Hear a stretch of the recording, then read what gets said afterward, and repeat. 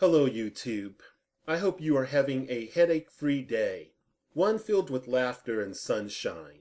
As I listen to the sound of fireworks outside of my home, I look forward to sharing some of my observations with you today. Ones that will come to you after the holiday. However, ideas that have been made from the observations which have surfaced from years of analysis and not some regurgitation from a gloomy Gus or a disgruntled government employee. I should, I suppose, expect to be heckled by those marked with good intentions and possibly vituperated by some well-meaning but poorly informed fellow Americans. However, my patience is thin, so venture forth at your own peril. I will try not to become overly emotional as I speak. This will be an addition into my Get Real series. All former parameters apply. I was thinking about the 4th of July as a child, outside of the Roman candles, bottle rockets, and good times with family and friends. Of course, I have heard many stories. When I was young enough, I completed the required reading. Despite this activity, it was the examination of behavior which was revealing, not the acceptable illusions which were promoted in school. I am chiefly speaking of the exalted ones promoted by the mainstream media.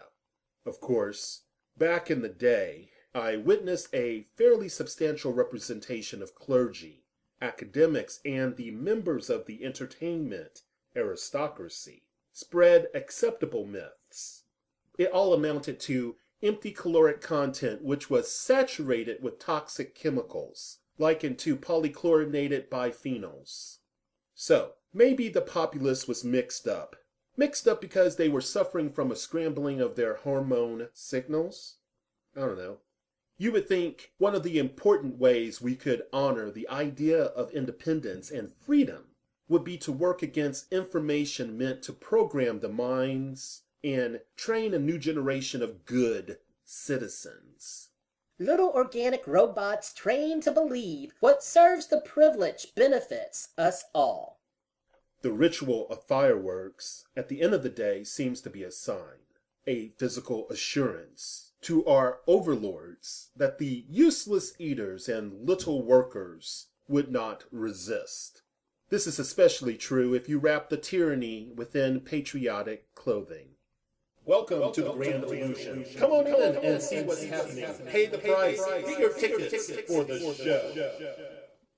Rarely did I hear talk about what we are actually doing right as a country and methods to improve our shortcomings. No, we were assaulted with myths of exceptional American traits, heroic tales, and the merits of the democratic way of life versus the constitutional republic.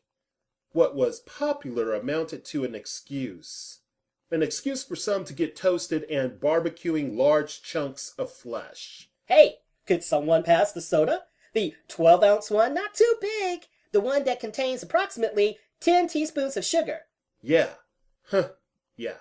Anyway, I will never forget what the first Chief Supreme Court Justice, John Jay, said. According to him, the way things should be is, quote, "The people who own the country ought to run it." End quote. Of course, he was implying it was for the benefit of them alone, that privileged group. Just a cursory examination of current events will show, in spite of all of the pretense contrived within the Constitution to portray an idealized society, many are always out of reach for most in it. This is not solely due to lack of responsibility, so let's not fall for that. Now, I am not playfully vexing the wonderful ideas of free expression, due process, freedom of religion, protection from illegal searches and seizures, and the right to peaceable assembly, etc. However, being black, I do not have the same luxury to forget as some of my white counterparts, nor do I wish to water reality down. I know this country infrastructures and a great portion of wealth was constructed or earned on the backs of the blacks, the Irish, and the Chinese. We can talk about how far we have come, but the genesis of a country speaks volumes. America never was beautiful. It's not the land of the free or home of the brave. Face it, our country was not created that way. More than ever, it's not now. We know at this nation's birth, only adult white male property owners could vote. Blacks were commodities, not people. And women were homemaking appendages of their husbands, incubators meant to bear children, and to be sexually pleasing when demanded. Oh, and let's not forget our Native American brothers and sisters. They were prevented from having a franchise in their own land until 1924. The Indian Citizenship Act partially gave them back what no person had the right to steal. For the record, as an American, let me make it plain. Freedom in today's world is a joke. And no, I'm not speaking of absolute freedom. Any rational person would agree that absolute freedom is incompatible with order and is characteristic of only chaos. That said, Black Americans are currently nominally free. Last I checked, we along with Native Americans suffer the highest rates of poverty and deprivation, not solely due to poor choices. As opposed to the right-wing spin and libertarian nonsense, we get the least amount of government aid for essential social services. I am speaking of decent, affordable health care, education, housing, and for the poorest, food to eat. Also, the common man, no matter the group identification, suffers from numerous police state laws, Big Brother surveillance, torture and other forms of abuse, the possibility of indefinite detentions without evidence, trials, or charges, warrantless searches, domestic military forced deployments, racial profiling and persecution, militarized local police, and many other issues. This is not freedom. Now, solely speaking to my white brothers and sisters, even the most racist of you, no matter who you are, if you are not among the 1%, you can no longer wallow in your whiteness. Those days are over. I do not expect the racist among you to comprehend freedom. You see, freedom is defensible and worthwhile as long as it does not undermine the freedom of others or violate their rights. You, like us, are under the thumb of a government that is shrouded in secrecy. You, like us, are at the mercy of the impotency injected into our checks and balance system.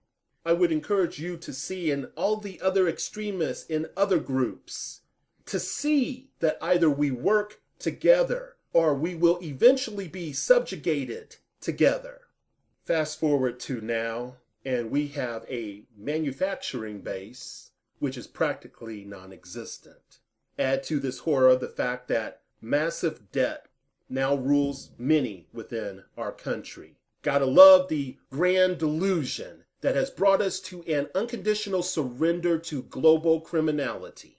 No bang, and not even a whimper. Yet, who can we blame? How about partially us? Some would claim it is mainly us, as we indulge in our manufactured escapes of sports, gluttony, drugs, and pornography. Those tickets to ride leads to us a state where pajama people can't avoid thinking about anything beyond the distractions and monetary pleasures.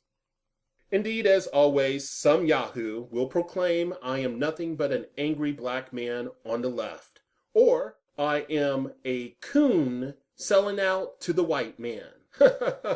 Oh, how funny. I have to laugh at their folly. I sneer at their attempts of insults as they allow villains to wrap themselves in the same flag perpetuated with the blood of real American heroes and use it to cover up their crimes against the common people, their crimes because they are complicit with the psychopaths, the sociopaths, the narcissistic, twisted souls that believe they should rule over us.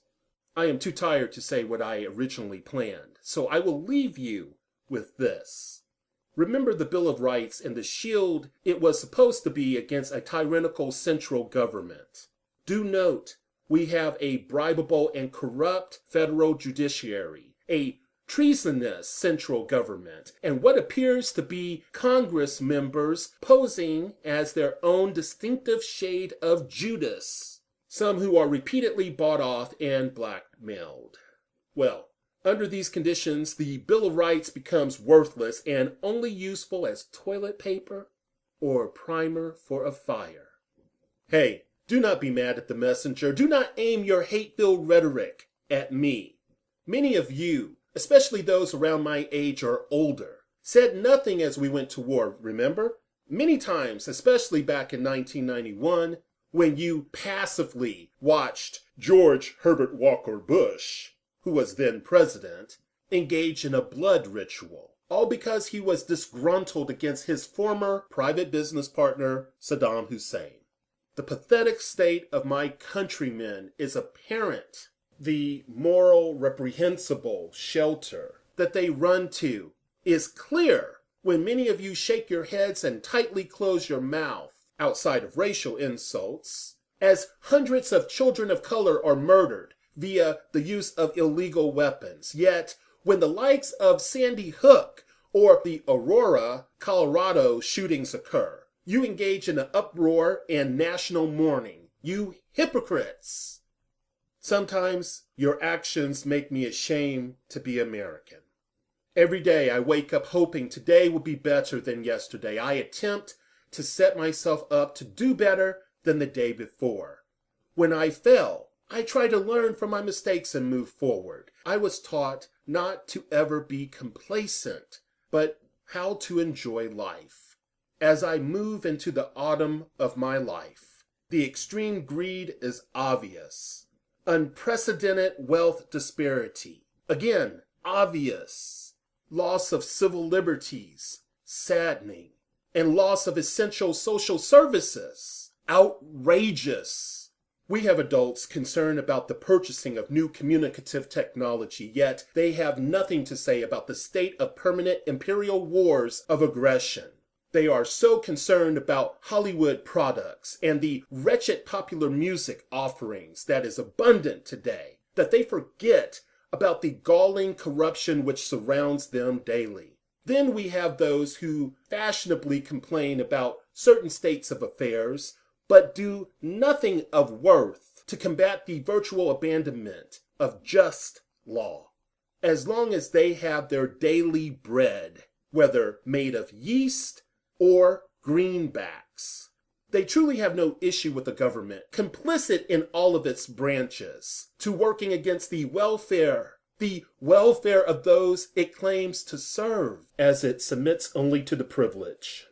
Maybe, instead of paying lip service to Independence Day, live up to the hype. However, don't be controlled by the programming that was constructed not to inspire you, but to misguide you. Stop endorsing all of these criminals and the puppet masters that give fuel to these criminals and resources. Stop it. Stop allowing these promotions of policies of deception and distortion by staying silent. Stand up against these wars. Say no more to the flag-draped coffins returning home. Stop ignoring the ugliness of war and all that it brings. The blind, the maimed, shocked, and stunned, amputees, burned victims, brain damaged, and psychologically stressed people. Independence Day hypocrisy reduces the severity of our flaws, domestically and abroad. Thank you for listening.